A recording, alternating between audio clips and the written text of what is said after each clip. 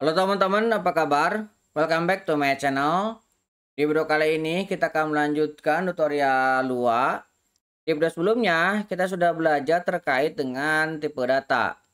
Video kali ini kita akan belajar terkait dengan operator. Apa aja agenda yang kita pelajari? Pertama, kita akan belajar terkait dengan arithmetic operator, kemudian relational operator, logical operator, dan mesh operator. Operator aritmatika. Operator aritmatika di luar digunakan untuk melakukan operasi matematika dasar. Nah, simbol-simbol yang biasa digunakan di beberapa bahasa pemrograman diantara simbol plus, simbol minus, kali, bagi, modulus, eksponen, dan negasi. Ini hampir sama dengan kebanyakan atau umumnya bahasa pemrograman. Jadi, kalau misalkan teman-teman sudah pernah menggunakan bahasa pemrograman yang lain, ini hampir sama ya.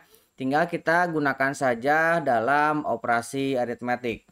Kita akan coba menggunakannya. Silakan teman-teman buka lagi Visual Studio Code-nya. Saya akan membuat file baru namanya arithmetica.lua. Oke, saya akan buat lokal variable. Nah, pertama saya akan buat A, ini isinya 21. Kemudian saya akan buat lokal B, isinya 10. Dan saya akan buat variabel lokal C. Nah, kita akan isi penjumlahan terlebih dahulu A ditambah dengan B. Kemudian kita akan print. Nah, di sini hasil penjumlahan kita akan ambil C ya. Oke, kemudian kita akan duplikat. Nah, ini kita gunakan pengurangan. Ini jika penjumlahan kita ganti dengan pengurangan ya. Kita akan duplikat lagi. Nah, kita akan ganti dengan perkalian.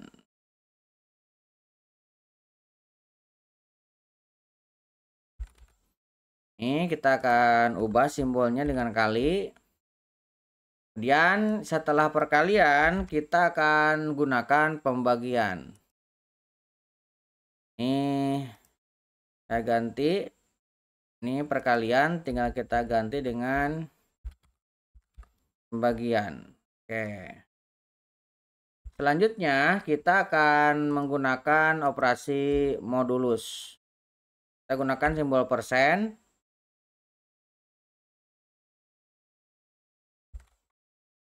Oke, kemudian kita duplikat lagi. Kita akan menggunakan operasi eksponensial. A eksponen 2 misalkan ya.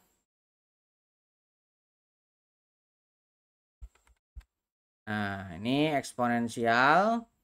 Kemudian kita buat lagi untuk negasi. Negasi itu kebalikan ya, negatif. Jadi negatif A. Kita akan ambil negasinya. Oke, kita akan save. Nah, kita sudah membuatnya. Kita coba jalankan. Saya run. Nah, tidak ada error. Kita berhasil mendapatkannya ya. Oke, ini untuk aritmetik. Selanjutnya ada operator relasional. Operator relasional di luar digunakan untuk membandingkan dua nilai. Hasil dari operasi ini selalu berupa nilai boolean, yaitu true ataupun false. Simbol yang bisa kita gunakan, memeriksa apakah dua nilai sama, gunakan sama dengan. Kemudian memeriksa apakah dua nilai tidak sama, gunakan tidak sama dengan. Kemudian memeriksa apakah nilai pertama lebih besar daripada nilai kedua, lebih besar, ini simbol lebih kecil, lebih besar sama dengan, lebih kecil sama dengan. Ini juga hampir sama ya dengan keumuman bahasa pemrograman. Kita akan mencobanya. Ya, akan membuat file baru namanya relational.lua. Oke, kita akan buat variabel baru lagi. Saya buat lokal A ini 21, kemudian lokal B ini 10. Kita akan cetak langsung. Saya akan print apakah apakah A sama dengan B. Kita akan langsung cetak A sama dengan B. Nah, kita akan duplikat. Setelah sama dengan, kita coba apakah A tidak sama dengan B. Kemudian apakah A lebih besar dari B. Oke, kemudian apakah A lebih kecil dari B. Kemudian apakah A lebih besar sama dengan atau A lebih besar sama dengan B. Apakah A lebih kecil sama dengan atau sama dengan B. Kita save. Nih, kita akan coba jalankan. Tuh, kita bisa mendapatkan ya. Jawabannya bisa true ataupun false hasilnya. Jadi untuk membandingkan kita bisa menggunakan simbol-simbol ini. Selanjutnya kita akan belajar terkait dengan operator logika. Operator logika di luar digunakan untuk melakukan operasi logika pada nilai boolean. Operator ini membantu dalam membuat keputusan dan mengontrol arus program berdasarkan kondisi tertentu. Lua menyediakan 3 operator logika utama, AND, OR, dan NOT. Jadi ini sudah umum ya, hampir di kebanyakan bahasa pemrograman menggunakan simbol ini. Ini AND untuk mengembalikan nilai pertama, jika nilai false maka nil. Nah, jadi kalau misalkan AND ini ketika kedua-duanya bernilai true maka dia akan true. Tapi jika salah satunya ada yang false maka hasilnya false. Nah, kalau OR, nah jika salah satu ada yang bernilai true maka true.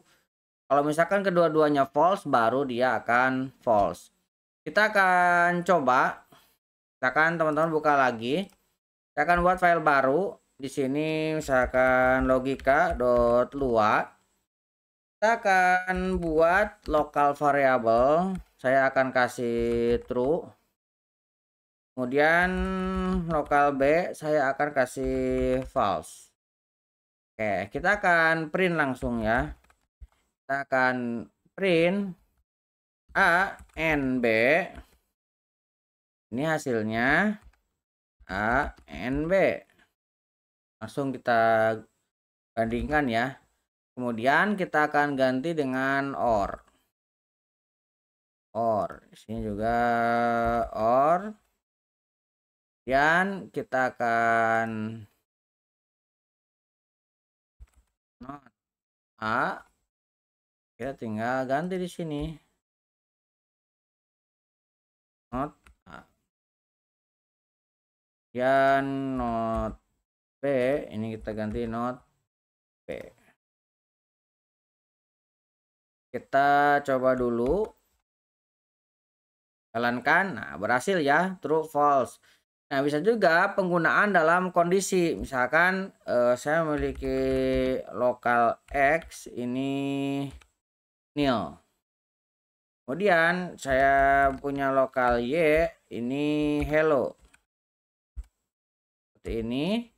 Kemudian lokal Z ini saya akan X or Y. Kita gunakan operasi seperti ini. Nah, ketika saya print Z-nya, kita coba jalankan. Tuh, kita mendapatkan hello ya. Ini saya coba clear screen dulu. Nah, ini hasilnya hello. Kenapa? Karena X-nya adalah nil. Oke, kita coba contoh lainnya. Misalkan local is valid. Valid ini sering ya. Misalkan false. Kemudian kita buat lagi local result sama dengan is valid. Nah, and misalkan valid. Nah, kemudian kita operasikan OR. Ini invalid. Ini untuk pengecekan. Nah, kita bisa print resultnya ke sini. Kita save. Kita coba jalankan. Nah, ini invalid ya. Kalau misalkan ini kita ganti dengan true. Nah, kita coba jalankan. Dia berubah jadi valid. Ini bisa kita gunakan ketika ingin lebih sederhana ya sebuah pengecekan. Ini akan banyak dipakai ketika kita melakukan setup Neovim ya seperti ini. Jadi ini harus teman-teman pahami banget. Kemudian ada operator miss. Operator miss di luar merupakan mencakup operator untuk penggabungan string dan pengukuran panjang.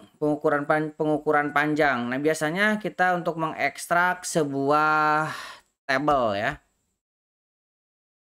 Kita akan buat file baru. Kita akan buat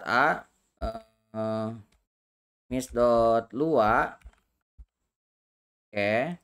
Kemudian saya akan buat sebuah lokal variabel, misalkan first name. Saya akan kasih pojok, kemudian lokal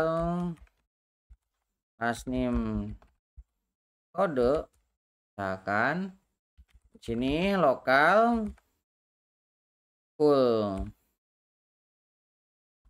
name, saya akan first name. Nah, kita gunakan titik 3 seperti ini. Di sini misalkan kita akan menambahkan spasi seperti ini. Kita tambahkan titik 3 lagi. Nah, last name-nya kita taruh ke sini. Kita bisa print.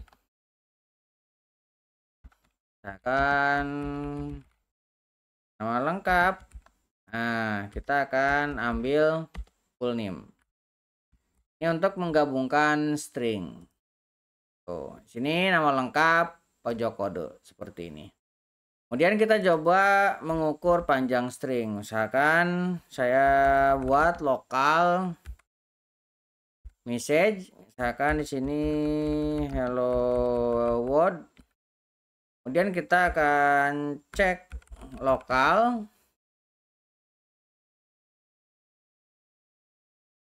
lengthnya seperti ini. Kita tinggal gunakan simbol pagar message seperti ini ya.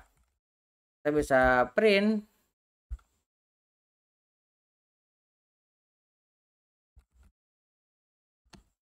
yang pesan, kita tinggal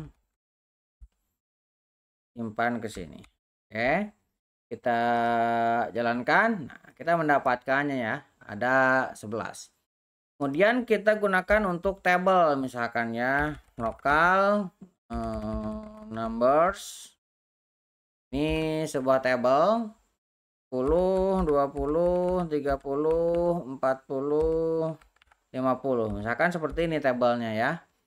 Kemudian lokal length sama dengan, nah kita tinggal simbol numbers. Oke. Print yang table, kita tinggal ambil lengthnya. Kita save. Sekarang kita coba jalankan. Tuh, kita mendapatkannya ya. Jadi kita bisa menggunakan dua titik ini untuk menggabungkan string. Kemudian untuk mengecek length kita bisa menggunakan simbol pagar seperti ini.